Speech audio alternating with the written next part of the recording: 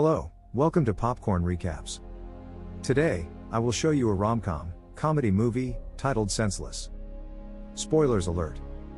Watch out and take care. The movie begins at Stratford University with the main character, Daryl Witherspoon. He is assisting a group of students on their university tour. He takes them to different departments and simultaneously completes his mailman job. Daryl ends the tour when the group reaches the starting point and he immediately starts another one with another group. In the next scene, Daryl is napping in his room with the TV running in the background. His phone rings and he picks it up to talk to his mother. They exchange pleasantries. Then she inquires about the job he's looking forward to. Daryl explains that there's massive competition for the job, however he is the top contender. His mother is concerned about his financial condition, but Daryl assures her that he's okay. Later, the university's tuition office calls Daryl about his fee payment, but with a fake voice, he tells them that someone killed Daryl. The next scene then cuts to Daryl hopping from one place to another to earn more money. He goes to a blood bank and donates lots of blood, which ultimately knocks him out. Daryl also goes to a sperm bank and exhausts himself while procuring more sperm. Then he goes to an African hair braiding salon to donate his hair, however the owner kicks him out. At night, Daryl's roommate Tim Laflower enters the room and informs him that the landlord asks for his share of the rent. He then reveals that he's giving up pleasures like having meat, drinking alcohol and even sex. Hearing this, Daryl laughs at his friend. But the latter replies that, in order to experience true contentment, one must experience pain and deprivation. The next day, at the cafeteria, where Daryl does another job, his classmate Scott approaches him. Scott tells him how he's the perfect candidate for the job Daryl is competing for, as he possesses all the necessary qualifications the job demands. Meanwhile, a very attractive girl in their university, Janice, arrives at the cafeteria. Daryl gets visibly awkward and Scott mocks him. In the next scene, Daryl attends an economics class by Professor Engel, where Randall Tyson, from Smythe-based Corporation, talks about the job both Daryl and Scott are competing in. He then explains the qualifications needed for the job: a perfect GPA, involvement in social gatherings, athleticism and a link to the company, all of which Scott has. He also mentions that the company will choose a winner from 5 finalists. After this presentation, the professor begins his class and a debate occurs between Scott and Daryl on the same topic. The scene then cuts to an ice hockey rink where Daryl asks his coach to give him a chance to play to qualify for the job because Daryl has never played. The coach disagrees with the idea, even though Daryl keeps pressuring him. Daryl then pleads with his roommate Tim, who is also the captain of the hockey team, to convince the coach. Unfortunately, when the coach gives him a chance as a stopper, Daryl cannot save one goal and gets hit by the puck several times. Tim approaches Daryl in the next scene and shows concern about his financial situation, but Daryl assures him. While cleaning the campus ground, Daryl finds a pamphlet with information about a seminar in the neuropsychology department and he takes the opportunity to earn some extra money. During the seminar, a lady tells them about a new drug that can heighten the 5 human senses to a new level. However, the students begin to leave the workshop as she explains the side effects of the drug. By the end of the presentation, Daryl is the only one in the room napping. He agrees to the test without listening to the complete information for the sake of extra cash. He then goes to Dr. Thomas Whedon's office, where the doctor explains the drug to Daryl. Daryl needs to inject 6 cc's of the drug into his buttocks every day before bed. He also warns Daryl about the disorientation he might feel during the initial usage. Daryl then goes to a KZ frat party. The following night, for the sake of adding new qualifications to his resume, he meets Janice again and asks her out, to which she agrees. However, he asks Scott to pledge him as a Kappa. Scott denies, telling him that he doesn't fit in, saying everyone else in the fraternity is boring. Daryl gets hurt and leaves the party.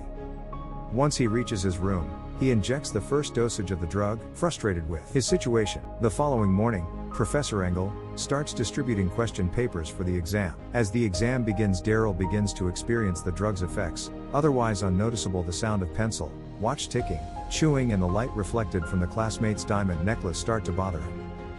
He gets visibly uncomfortable as his face expression and body language change. He explodes from all the reactions, and when the professor asks him to stop, he displays Tourette's symptoms. Daryl gets frustrated with the situation and goes to Dr. Whedon with complaints. The doctor assures him that the drug is working and the discomfort will subside as Daryl's neural pathways adjust to the medication. He also advises him to exercise his senses to gain control over them. Daryl is in a bad condition as he cannot control his senses even after blocking those sense organs. He's also disheartened because he could not make it as a finalist for the Smythe-based job. Once Tim leaves the room, Daryl tries to control his senses and can do so. He can now shift his focus from his ordinary sense to his superpower sense. Daryl is a kitchen staff for the university's program in the next scene, where the Smythe-based is celebrating with their finalists. Although he's not a finalist, he uses his heightened senses to impress the panelists. To Scott's dismay, the panelists make Daryl the 6th finalist for the job competition. Later that night, Daryl goes to the KZ frat house and the board members pledge him as a Kappa. Even though Scott tries hard to stop it. While celebrating his success, Daryl sees Janice going inside a restroom with her friend, Tanya. Through his super hearing, he hears that Janice wants an intelligent, caring and down-to-earth guy. Once they get out, Daryl greets them and in an attempt to impress Janice, uses his sense of smell and compliments her scent. He then offers to drop her in her room and uses the opportunity to get to know her. When they reach her room, Daryl and Janice make a plan for dinner shortly. Meanwhile, Tim sees Daryl using the injection at their apartment and assumes he's become addicted to drugs. The following day, Daryl skates skillfully and impresses the coach. He also sees a puck flying in their direction and catches it before anyone gets hurt. The coach is stunned and lets him on the team. This time around, Daryl saves every goal, surprising everyone and impressing the coach. The scene then cuts to an inter-college ice hockey match. The commentators express that Stratford University has a horrible history with the game. The game begins with Daryl as a stopper. As his team keeps scoring, Daryl stops their opponent from making one and eventually Stratford wins the game for the first time in history. The celebration begins and everyone praises Daryl. In the next scene, he goes to the Smythe-based office for an interview. He listens to Scott's interview and once Scott comes out with Tyson, Daryl fills in the information Scott had missed earlier. During his interview, Daryl tells Tyson that he can exceed the board's expectations for the job. Tyson informs him that the board will make the decision 5 days after the final competitio, and gives Knicks game tickets to Daryl so that he can spend some quality time with Bob Bellwether, another board member. He also wants Daryl to impress Arlo Vickers, a potential client of their company. Daryl agrees to it confidently. Later that night, Daryl cooks for Janice, and they enjoy a good dinner. Again he impresses her, quoting Langston Hughes, whose poem Tim is reading in the other room. As Janice kisses Daryl, he releases very quickly, disappointing her. The next night, Daryl brings Janice along and surprises his family. His mother praises his character to Janice as Daryl talks to his siblings. Before leaving, he gives some cash to his mother to help with the household expenses and she gets emotional. Later, in the dorm, Tim finds Daryl using the drugs again and asks him about the medicine. Daryl lists the positive results he's experiencing, but Tim thinks he's become addicted. To prove himself right, Darley uses the double dose this time. The following day, he wakes up with a numb feeling in his arms and legs. He loses his balance while trying to walk. Tim sees him lying on the floor and calls a support group for help. Daryl tells Dr. Thomas that he exceeded the dosage earlier and discovers that a serotonin boost has desensitized his receptors. The doctor informs him that only 4 of his senses work at a time due to overuse and the 5th one constantly switches. He also says that Daryl needs to stay in bed for 3 days as the only way to fix the problem is for the drug to leave the system. Unfortunately, Daryl has a competition nearing and is very scared. The scene cuts to Madison Square Garden for the Knicks game. Daryl sits with Tyson and Bellwether to watch the game. As Vickers arrives at the location, the game begins. And Daryl starts to feel uncomfortable. First he stops hearing and mistakes everyone standing up for the national anthem for a chance to get beers. Once he returns, his eyes get blurry and he sits in a different seat talking to himself. Vickers finds the situation amusing and keeps laughing. His eyesight returns, but a player throws Daryl to the court for insulting him. The date doesn't go as planned, fortunately. Despite the crisis, Tyson informs Daryl that they're still getting Vickers' account as they return from the game. Later, Tim sees a girl going into their room and runs to inform the support group. Meanwhile, the girl Lorraine, Janice's sorority sister, flirts with Daryl. However, Daryl has a problem listening to what she says when his hearing returns to normal.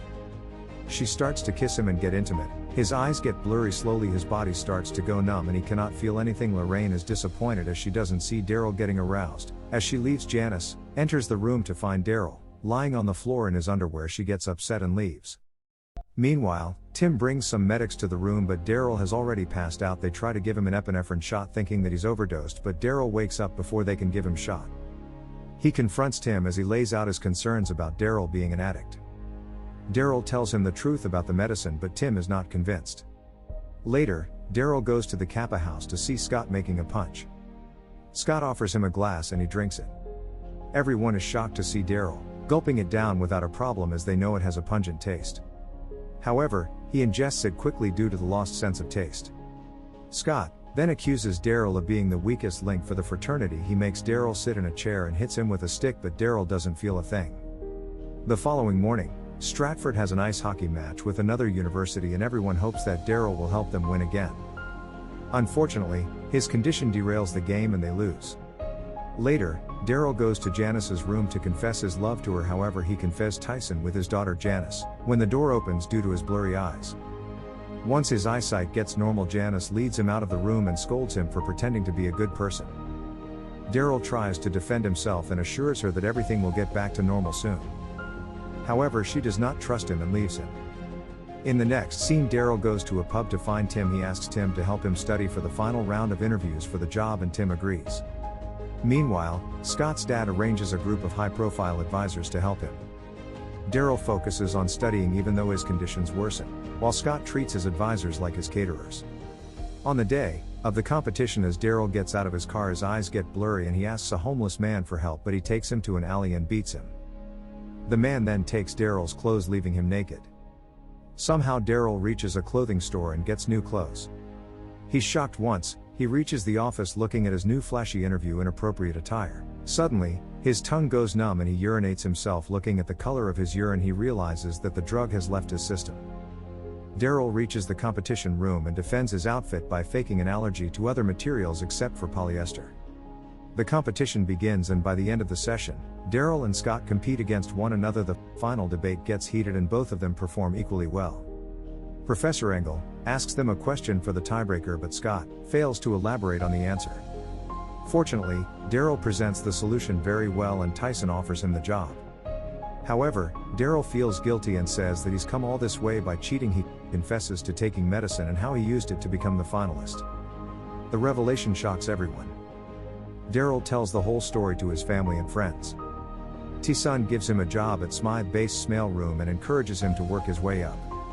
The movie ends a year later, when Daryl becomes a junior analyst, patches things up with Janice and gets his family to a new neighborhood.